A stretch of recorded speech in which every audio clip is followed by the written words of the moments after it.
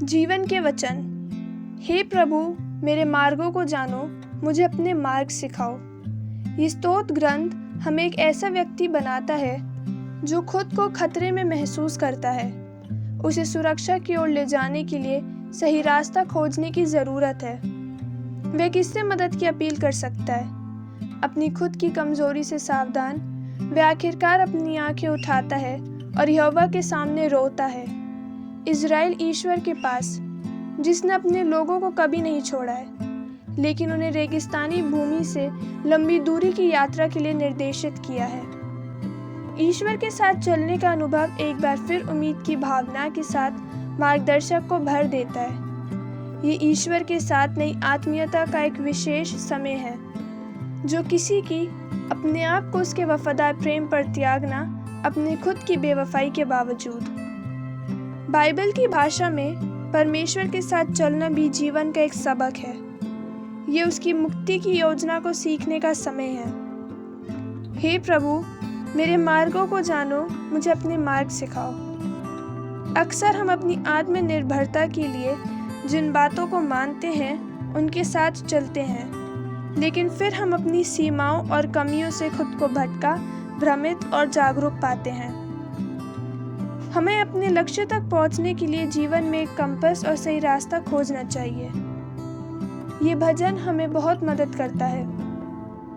यह हमें भगवान के साथ एक नए सिरे से व्यक्तिगत मुठभेड़ और उसकी दोस्ती पर भरोसा करने का आग्रह करता है। यह हमें उनकी शिक्षाओं को अपनाने का साहस देता है, जो हमें लगातार अपने आप में बंद रहने से बचने के लिए आमंत्रित करते हैं। उन्हें प्यार के रास्ते पर चलने के लिए, जिस पर वे सबसे पहले यात्रा करते हैं, क्योंकि वह हमसे मिलने आता है। ये एक प्रार्थना हो सकती है जो पूरे दिन हमारे साथ होती है और हर पल को, चाहे वे खुशी हो या दुख, हमारी यात्रा के एक चरण में होती है। हे प्रभु, मेरे मार्गों को जानो, मुझे अपने मार्ग सिखाओ।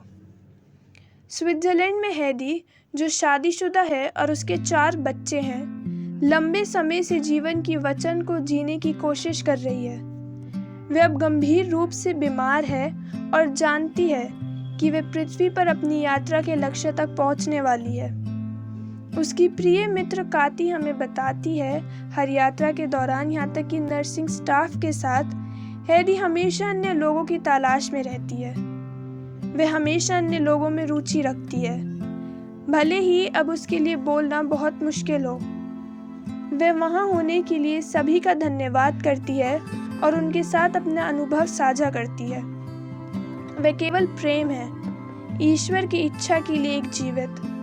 हाँ, वह कई लोगों को आकर्षित करती है, दोस्त, रिश्तेदार और पादरी। हर कोई उसका ध्यान पाता है, चाहे वह आगंतुकों हो या उसके जानकार। सब उसका ध्यान पाकर ईश्वर के प्यार में विश्वास सिखाते हैं। फोकोलारी की संस्थापक क्यारा लुबिक ने पवित्र यात्रा के रूप में जीवन की बात की। पवित्र यात्रा उस पथ का प्रतीक है जिसमें हम ईश्वर की ओर यात्रा करते हैं। हमारे पास केवल एक ही जीवन है, एक यात्रा, एक पवित्र यात्रा, क्योंकि पवित्र वे है जो हमारा इंतज़ार करता है। यहाँ तक कि जिनके पास सटीक धार्मिक विश्वास नहीं है, वे अपने जीवन की एक उत्कृष्ट कृति बना सकते हैं और बड़ी ईमानदारी के साथ नैतिक प्रतिबद्धता की यात्रा करते हैं। यदि जीवन ईश्वर की इच्छा के मार्ग में एक पवित्र यात्रा है, तो हमें हर दिन प्रगति करनी चाहिए। लेकिन जब रुकते हैं, क्या हमें उद्यम को त्याग देना चाहिए क्योंकि हम अपनी गलतियों में हतोत्साहित हैं? नहीं, इन क्षणों में फिर से शुरुआत करें। अपनी क्षमताओं के बजाय ईश्वर की कृपा में अपना सारा भरोसा रखकर। और ये महत्वपूर्ण है कि हम एक साथ चलें, प्यार में एकजुट हो, एक दूसरे की मदद करें। पवित्र व्यक्ति हमारे बीच में होगा और वह हमारा मार्ग होगा। वह हमें परमेश्वर की इच्छा को और अधिक स्पष्ट रूप से समझाएगा और हमें उसे पूरा करने की इच्छा और क्षमता देगा। यदि हम एकजुट हैं और हम पवित्र यात्रा करने वालों के लिए वादा किए गए आनंद का अनुभव करेंगे, तो हम सब आसान हो जाएगा।